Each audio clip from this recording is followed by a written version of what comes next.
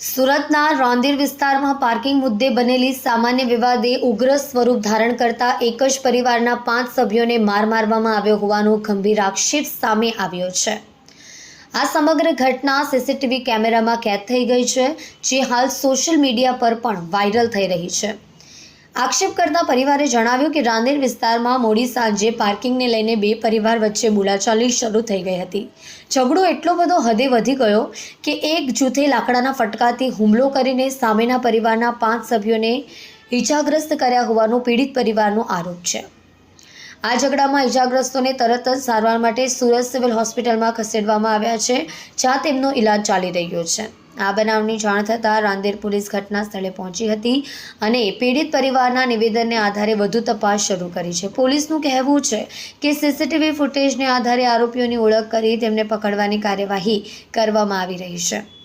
હવે જોવું રહ્યું કે પીડિત પરિવારને ન્યાય ક્યારે મળશે તેના પર સૌની નજર છે। કલ્પેશભાઈ રાણા સાથે જોતા રહો ન્યૂઝ 9 સુરતી।